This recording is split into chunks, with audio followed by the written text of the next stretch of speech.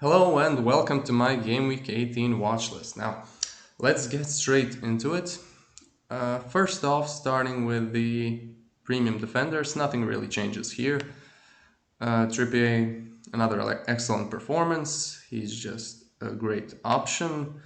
Cancelo did get benched, but I wouldn't panic too much. I expect him to be in the starting 11 next game. Trent and Robertson. Now, Liverpool put up an attacking masterclass against Aston Villa. Really good from an offensive point of view, but from a defensive point of view, I'm still not sold on Liverpool. They should have conceded maybe a few more goals. So yeah, that's what's keeping them in the yellow. Perisic, unfortunately, Spurs look dire, especially defensively, and yeah, in the attack, it's basically Harry Kane carrying them. Son still hasn't found his shooting boots, and yeah, wouldn't go there personally. The James injury is the big talking point of the week. I would sell him if I had to play, for example, the cheap enablers like Patterson or Bueno. If you have someone like Botman on the bench, then of course you can put off the transfer till we get more information and just play Botman. But it's not looking good, especially since the next few games are in quick succession and it's going to take some time for him to recover. They aren't going to rush him back as soon as possible. I'm quite sure of that. Laporte Stones, too expensive. Again, the same argument as last week. Too expensive and rotation prone. Ben White. Ben White is still a decent option. The fixtures aren't looking good from a defensive point of view, but he's playing for one of the best teams in the league, so you can just stick him in there and hope that he gets a few clean sheets in the next few games, which isn't impossible, of course, but there are better options. For his value, though, still a good option. Luke Shaw. Now, Luke Shaw is one of the transfers I'm contemplating. Great game against Wolves and Bournemouth in the next two. Then he has City and Arsenal in game weeks 20 and 21. So if you do have someone like Patterson, who plays Southampton and West Ham in 20 and 21, he can cover for Shaw, because I really doubt they'll keep clean sheets in these games. And then Crystal Palace after that, and the fixture run is pretty nice after Palace. So yeah, definitely an excellent option. Luke Shaw pretty much nailed in that starting 11. Might get the odd rest with Malacia being able to deputize. But yeah, Shaw, excellent option. Maybe even in the best tier. Not quite sure, but yeah, great option. Cucurella. So since James is injured, Cucurella becomes the next best thing for Chelsea defense. Now, they played a good game against Bournemouth, I have to say. He was pretty good, pretty involved. Should have had an assist for Havertz, I believe. And he was even on bonus before Kepa got a few saves and dragged up the bonus himself. Next fixture, Nottingham Forest, you expect a clean sheet there. Then it's a double. Then it's Palace, also a decent fixture from a defensive point of view. Liverpool is pretty difficult. Fulham, I don't expect them to keep a clean sheet against Fulham, either at home or away. Fulham have been really excellent attacking wise, so a decent option if you want to take advantage of the double and if you want a pretty much nailed Chelsea player for 5.2 million. He's decent, but honestly I prefer the likes of Shaw and Botman. Next up, Kanji Walker. Yeah, nothing much to say here. Kanji played, Walker was benched. Who knows what might happen next game. Gabriel, he's this low simply because I believe White to be a better option at 500,000 less. Yes, Gabriel has more attacking threat, but it's negligible, especially for the savings that you get. Azpilicueta is a new option with Reece James's injury. He's decent. 4.8, that's a good price, but you never know with Potter. I wouldn't be surprised if Chalobah played right back in a back four, or for example, they played with a back five and then Sterling played on the right, or someone else. Doherty Emerson, unfortunately, no. Spurs suspect defensively, even though they have a double game week, the fixtures don't look great. Dunk, as I said, the fixtures also aren't great. Might get a double game week, but I wouldn't go there personally, not yet at least. Dyer, no. Kerr, no. Estupinian, decent from an attacking point of view, but I have my doubts about Brighton's ability to keep clean sheets under De Zerbi. Next up is Botman, excellent option. I'm debating between Botman and Shaw for my transfer this week. The only issue is the game week 19 fixture against Arsenal, but the rest is looking good. Newcastle, excellent performance against Leicester, they just look great.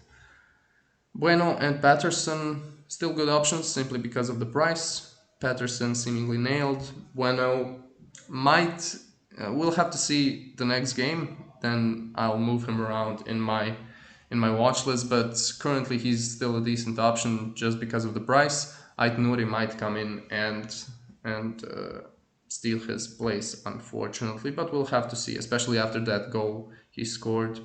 We'll see. Soufal, the fixtures are decent. Would I go there? The rotation with Johnson, the rotation with Kerr, I'm not sure. Pero Southampton just look awful. Awful. The fixtures are great, but I wouldn't go anywhere near Southampton players.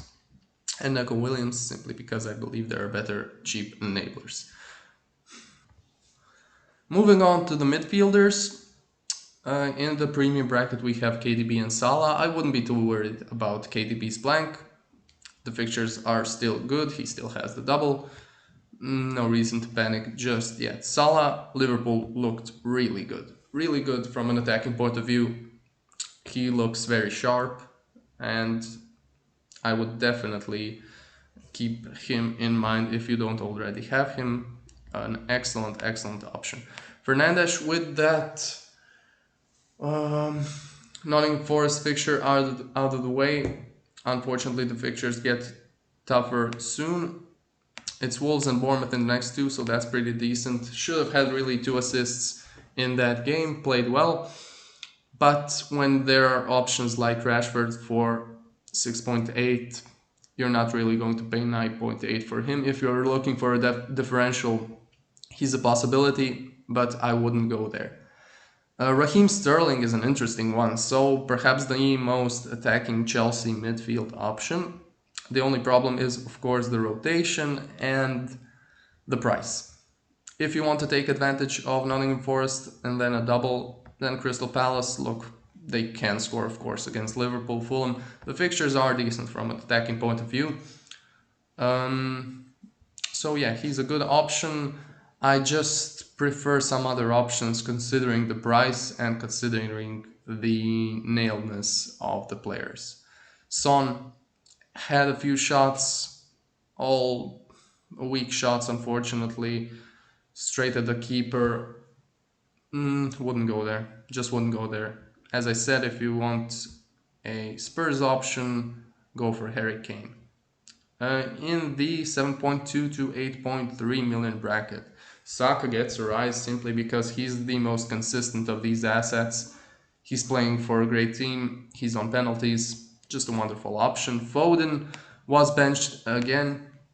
I'm not quite sure what's happening there with Pep and Foden. Surely he gets a start against Everton now. If you have him, I would hold him, but I'm not quite sure about his long-term prospects, especially with the games coming thick and fast.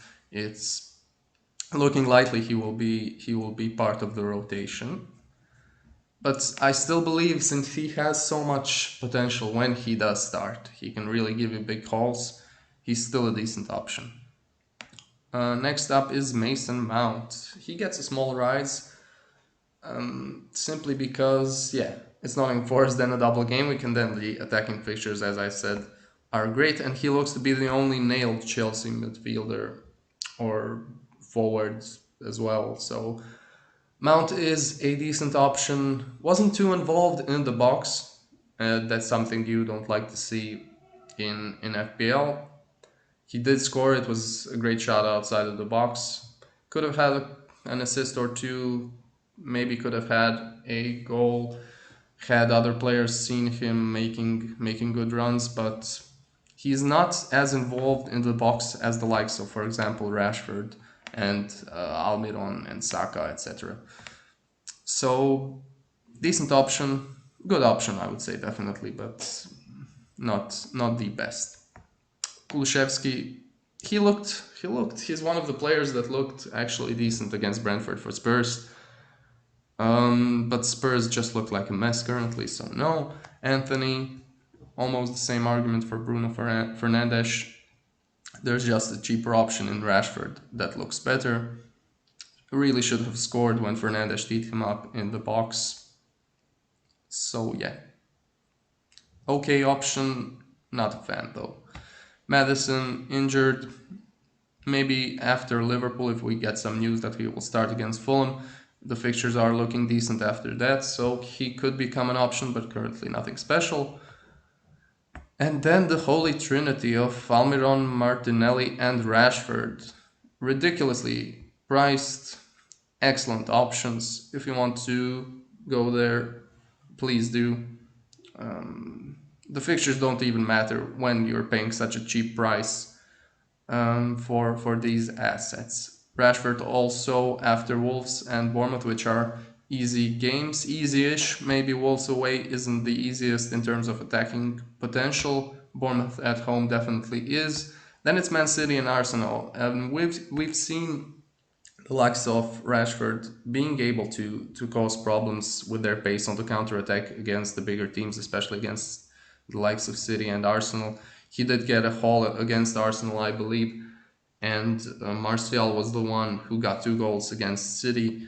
Pretty lucky from penalties, if I believe, but they can cause problems against high lines and teams that are bigger than them. And yeah, currently City and Arsenal are bigger than Manchester United. Trossard blanked. Wasn't too involved actually. The likes of Mitoma and March looked more dangerous, but I still believe he's a good option. Arsenal at home next, I wouldn't be surprised if he scores. He really turns up for these big games. Also might get a double, and yeah, I still think he's a decent option.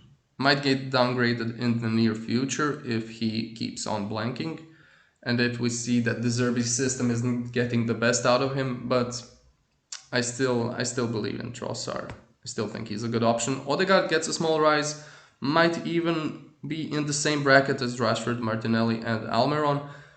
The same argument I said last week stands, that goals are simply worth more than assists, and Odegaard hates shooting, unfortunately. But he's just such a good player, and Arsenal are such a good team that for 6.5 million, you can't go wrong with him.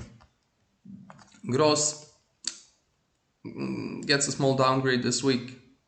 Just, I don't believe he's playing in a role that allows him to thrive in FPL.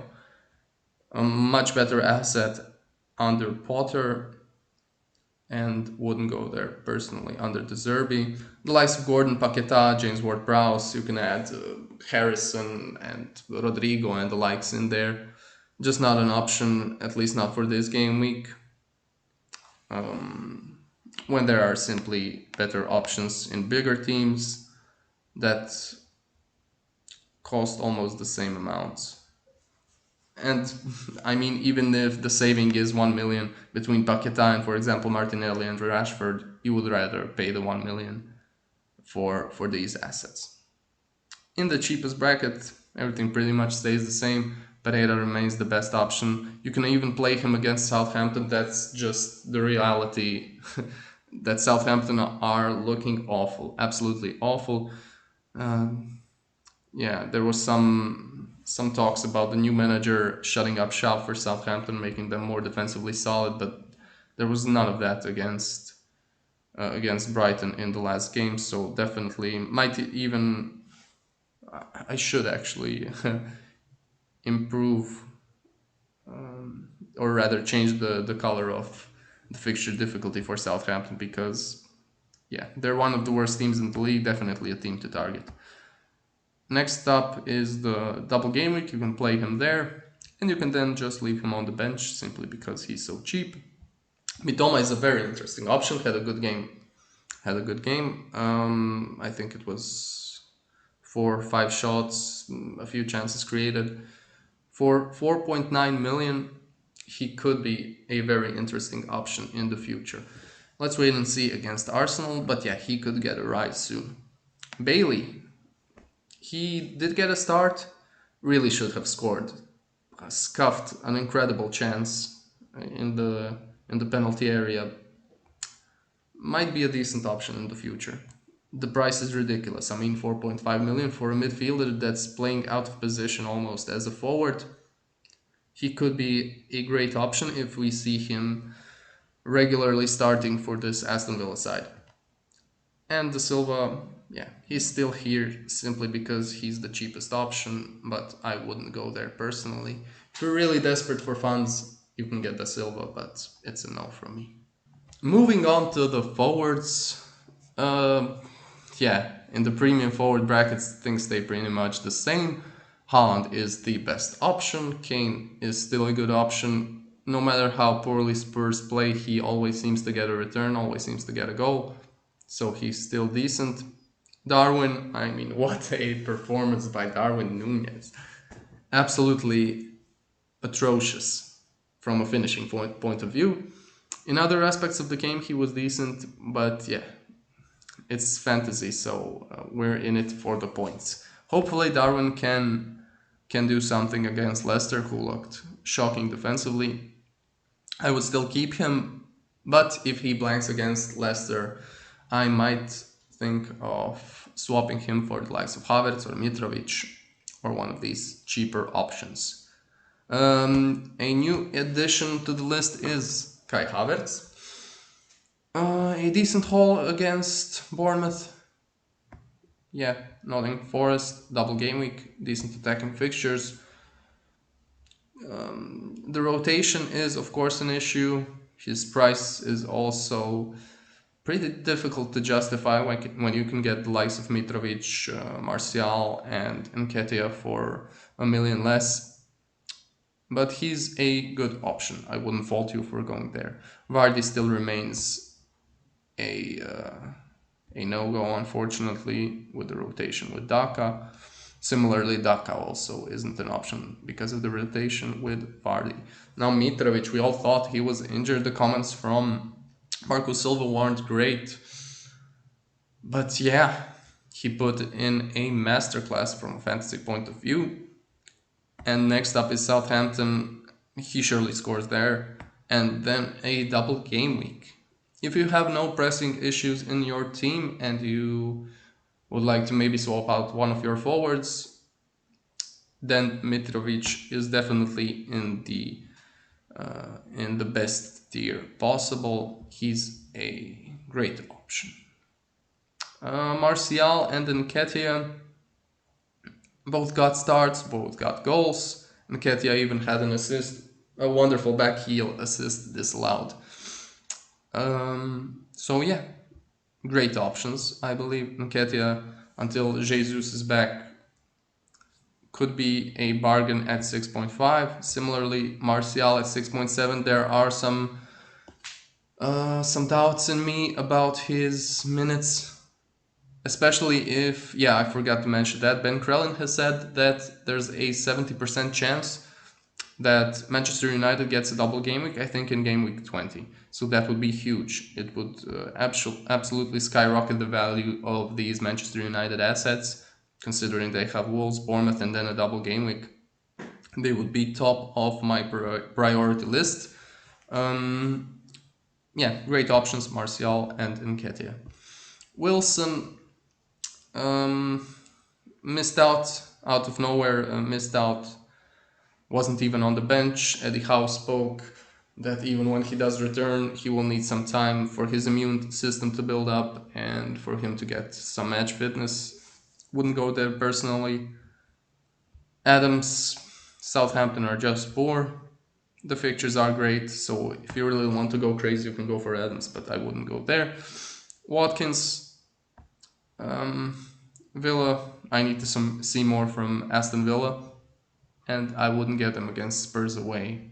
Anyway, Ings, Kamaka, Tony, Welbeck, all options that we really shouldn't consider. Tony, unfortunately, he's a great option in theory, but with the gambling ban looming over him, he's just an avoid. Solanke, Moore, and Buemo. These are options if you really want to stretch your budget. If you don't have the funds for the likes of Nketiah and Martial. But yeah, not great options. Johnson, Daka, Mopay, absolutely no. And Greenwood gets a small rise. I think he got an assist against Manchester City at 4.2 million. Yeah, if you want to play with 5 midfielders, which is looking increasingly like the best formation currently, then Greenwood is a must-have. And yeah, that's pretty much it. Thanks for watching, guys, and I'll see you next week.